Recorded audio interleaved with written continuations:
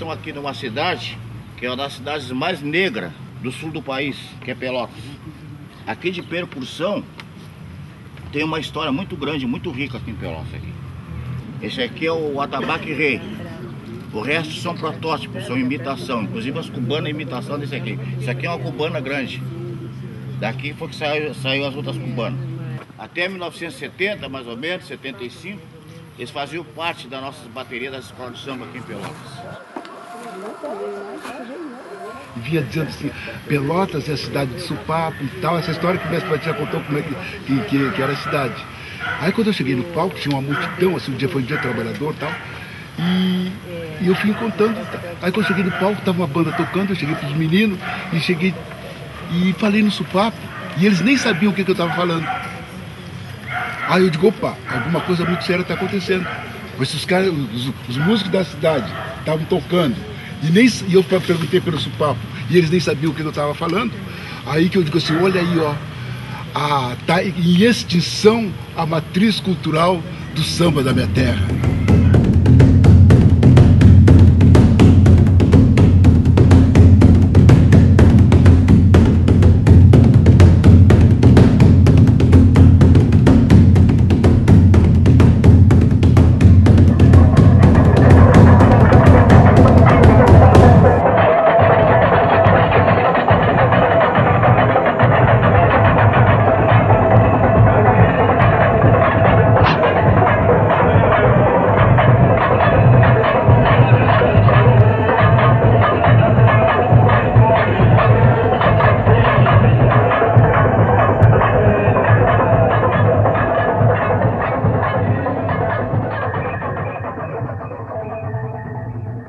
Todas as cidades se concentraram, a delegação no Colégio Pelotense.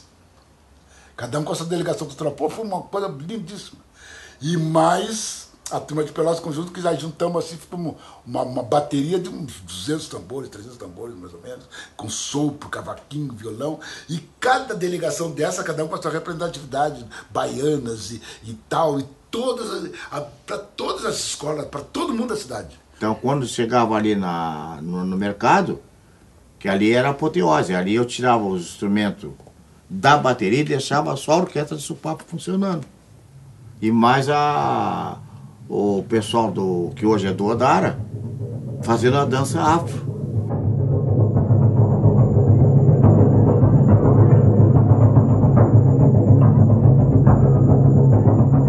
O Cabubu e o Supapo é um pretexto de resgate cultural de todo o Rio Grande do Sul, não é do Supapo, não é do instrumento do tambor, não é o tambor.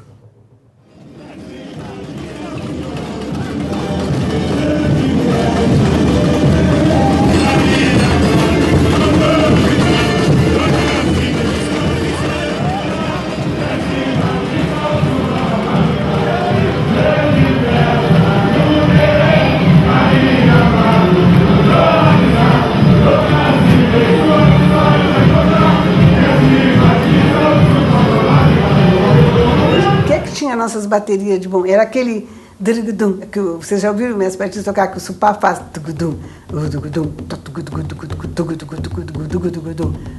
a pessoa que tocava Supapo fazia essa batida na escola de samba, que hoje não tem mais. Mas ele é um instrumento que exige um certo preparo físico para estar tocando. Tanto é que o pessoal que toca esse instrumento, que vem na escola de samba, ele vem suando a camiseta de verdade. Sua camiseta. Porque ele vem fazendo esse recorte aqui. E tem um surdo que vem fazendo essa marcação. Ele vem, ó. Tem os dois surdos, primeiro e segundo que vem fazendo essa marcação. E o Supapo entrar no meio.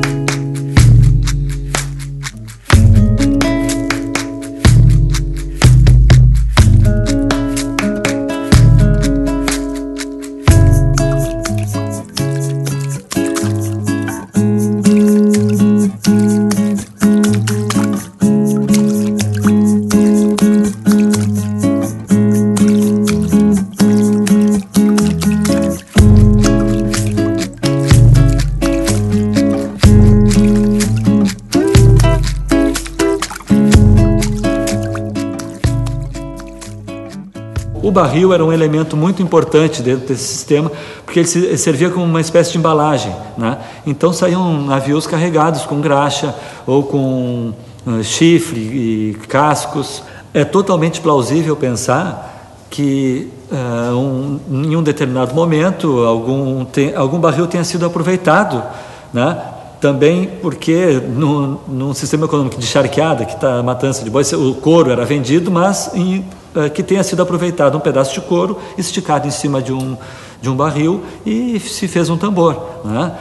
Quer dizer, isso é uma segunda situação. Quer dizer, a gente tem então o tronco, o tambor feito do barril, que seria um aproveitamento de material, digamos, né?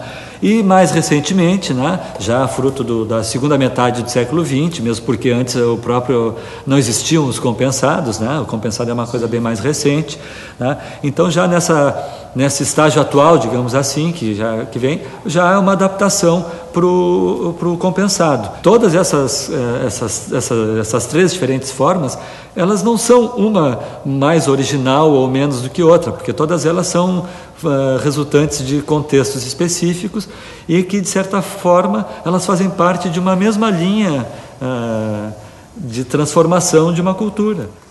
Cada região tem os seus tambores, a sua maneira de ser, o seu jeito de ser. E esses tambores, a maneira de ser, eles são confeccionados com a sua influência regional, com o que tem ali, sabe? As pessoas sempre dizem, esse instrumento aí veio da África, esse veio da África. Não, da África não veio nada. Da África só veio a memória. Só, né? Então a cultura africana é um barato por causa disso. Por quê? Porque os caras chegaram aqui zeradinho, né? Sem nada, só com um paninho do corpo em cima, e reconstruíram a África fora da África.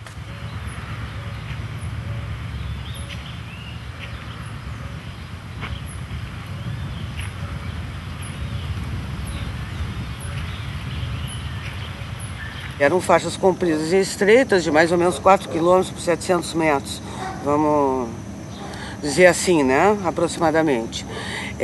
No terreno ribeirinho, então, ficava a sede, a Casa Senhorial, e o Espaço da Matança. Todas as charqueadas tinham portos, como eu disse anteriormente, sempre tinha uma face junto às águas, exatamente para escoar essa produção, para alargar os dejetos, né? E também por onde a charqueada se abastecia de escravos e sal, né? Que chegava via marítima, lacustre e fluvial, né? Rio Grande, Lagoa dos Patos, Canal São Gonçalo e Pelotas.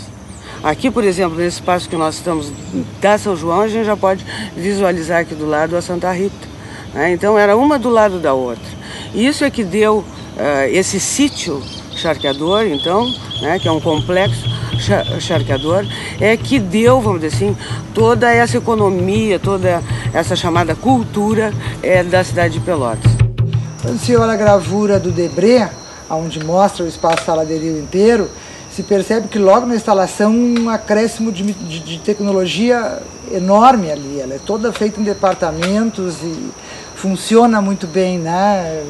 Como produção, aquilo ali funciona muito bem. A pergunta toda era, da onde veio essa tecnologia? Como em 1780 os caras conseguiram montar a produção em série, quando não tinha nem a Revolução Industrial ainda para orientar isso. Procurando o que tinha de informação na época, quem pode ter feito aquilo, se chega no óbvio, que é a religião africana, que mata há milhares de anos, uma técnica apurada em milênios, não em séculos. O que a gente tem como informação, até no texto do Drace, ele fala, quando ele esteve nas charqueadas, que se tocava tambor logo após um sacrifício que ia da meia-noite ao meio-dia. E da meia-noite ao meio-dia, para quem está dentro da religião africana, sabe que é de Bará Oxalá, que é do início do escuro até o início mais claro, até o final mais claro. Isso faz com que o tambor seja utilizado depois do ritual, do corte, do sacrifício de animais, de uma série de outros elementos que implicam isso aí. O tambor é o coroamento disso. É quase como uma festa do orixá, porque o orixá está, se diz entre aspas, está comendo. Então ele está, logo depois ele entra em festa, que é a questão de usar o tambor, como tem no texto do Drace, que daí no final da tarde os capatazes chamavam os negros a se recolherem para que pudessem recomeçar de novo à meia-noite. Então a impressão que nos dá com todos esses relatos é que eles eram obrigados a fazer a sua religião, porque isso mantinha o culto do charque em alta.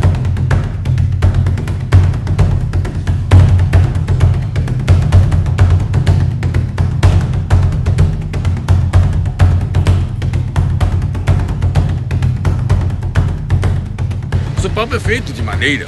Madeira sai das árvores. As árvores são seres vivos. Mas não faço um supapo somente de madeira, tem o couro. Mas o couro é um ser vivo. É uma matéria viva. Entendeu bem? Então ele sai da onde? Eu tenho que sacrificar alguém, mesmo não ser um ser humano, para fazer um supapo. Da outra vez, dois elementos da natureza, um mamífero e um vegetal, que se articulam e produzem um som. O tambor, o atabaque, ele é sagrado. Ele é preparado para aquilo ali espiritualmente. Ele é uma entidade também, o tambor. Sabe? É uma entidade o tambor. A gente tem que cumprimentar o chefe, o cacique, e depois cumprimentar o tambor. Eles são cumprimentados. E até os orixás, quando chegam, também cumprimentam. Tudo cumprimento. Porque ali, porque o tambor está a segurança do terreiro. A segurança do terreiro está no tambor. Quem bate tem que saber bater. Ele tem que aprender a bater. Não é chegar a bater, tem que chegar, tem que ter um ritual, tem que limpar as mãos para chegar no tambor.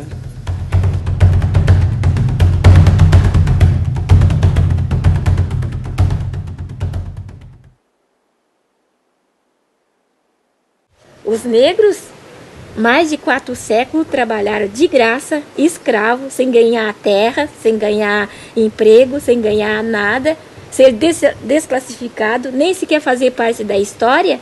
E até hoje, os negros não existe uma colônia negra. Eu digo assim, as pessoas falam com a maior naturalidade, porque eu não sei quem é os descendentes dos escravos. Aí eu digo assim, ó, eu nunca vi ninguém assinar, eu sou descendente dos escravizadores. Não, eu sou descendente de gente boa. Os escravizadores eram mal. Mas se existia escravo, quem é que escravizava? Os portugueses vêm de Portugal, os alemães da Alemanha e assim sucessivamente, os italianos da Itália, e os negros são descendentes de escravos. Vamos pensar junto para nós crescermos juntos?